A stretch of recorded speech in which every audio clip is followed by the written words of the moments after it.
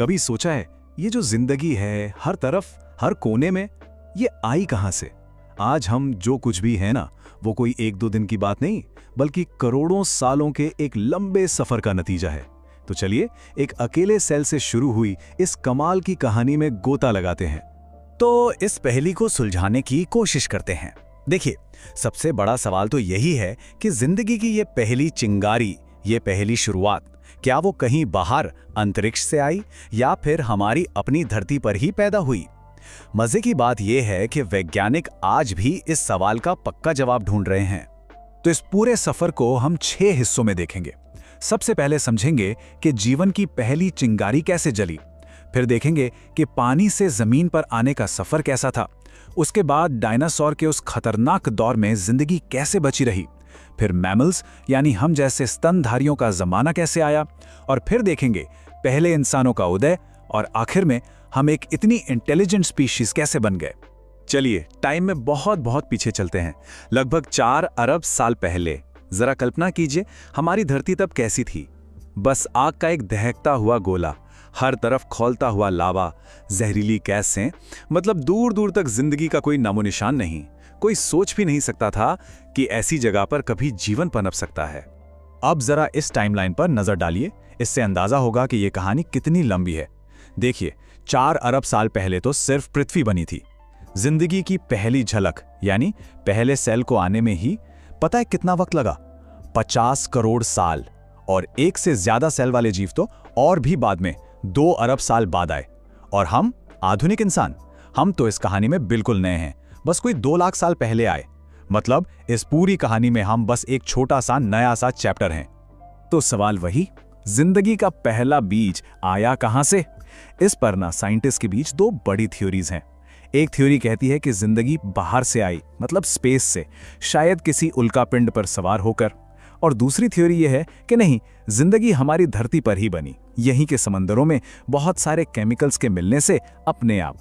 खैर, शुरुआत चाहे जैसे भी हुई हो, एक बात तो तय है, जिंदगी का सबसे पहला रूप एक अकेला सेल था। सोचिए, वही हमारा सबसे सबसे पुराना पूर्वज है। और उस छोटे से सेल के पास एक कमाल की चीज थी, डीएनए। ये एक तरह का कोड था जिसमें जिंदगी की सारी जानकारी छिपी थी। और सबसे बड़ी बात, ये जानकारी अगली पीढ़ी तक पहुंचाई जा सकती थी। ये एक बहुत बड़ा गेम चेंजर था। तो अब हमारी कहानी आगे बढ़ती है।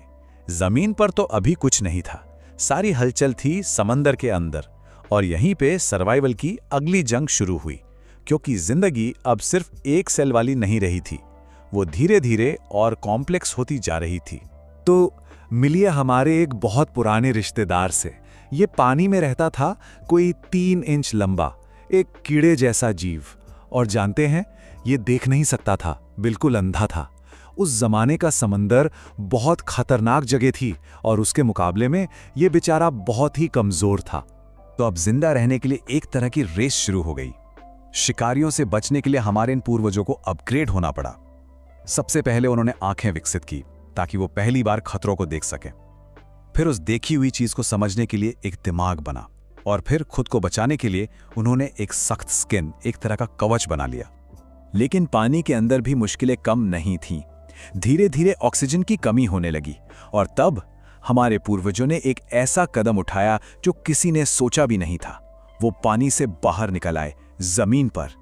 ये ऑक्सीजन और नए खाने की तलाश में लगाई गई एक बहुत बड़ी, बहुत हिम्मत वाली छलांग थी। जमीन पर जिंदगी अभी बस सेटल हो ही रही थी कि उसे अपने इतिहास की सबसे बड़ी चुनौती का सामना करना पड़ा। एक ऐसी तबाही आई जिसने इस दुनिया का नक्शा ही बदल कर रख दिया, और एक बिल्कुल नए दौर की शुरुआत हुई। हुआ ये कि धरती पर एक महाविनाश हुआ।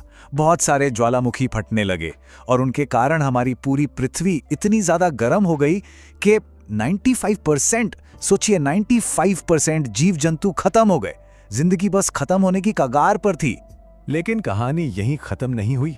उस तबाही के बाद जो गिने चुने 5% जीव बचे थे ना, उन्हीं में हमारे पूर्वज भी थे। वो किसी तरह बच गए। अब इस नई दुनिया के नए राजा थे डायनासोर, बड़े बड़े खतरनाक जीव। उनके सामने हमारे पूर्वज टिक नहीं सकते थे, तो उन्होंने जिंदा रहने का एक नया तरीका निकाला। वो साइज में छोटे हो गए, दिन में छिप जाते और सिर्फ रात में निकलते। और रहने के लिए जमीन के अंदर बिल बना लिए। और पता है, उस दौर की एक निशानी आज भी हमारे शरीर में है।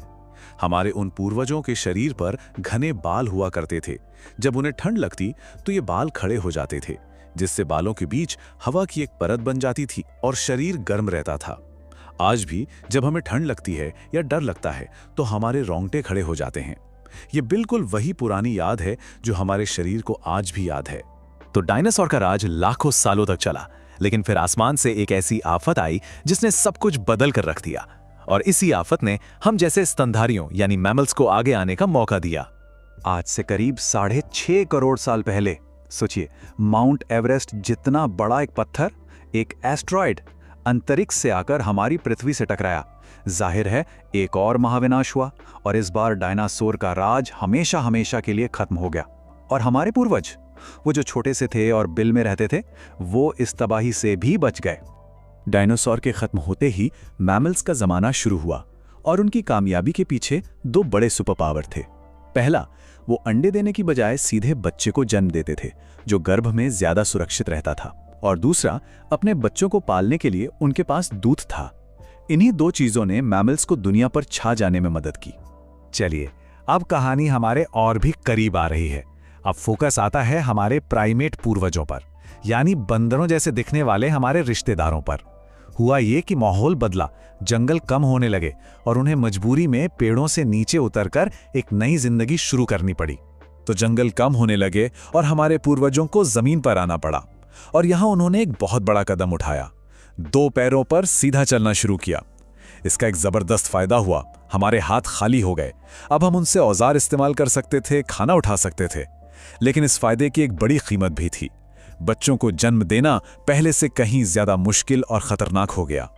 और इसी दौर में सीन में एंट्री होती है होमो हैबिलिस की। इनका निकनेम था द हैंडीमैन, मतलब औजारों का इस्तेमाल करने वाला।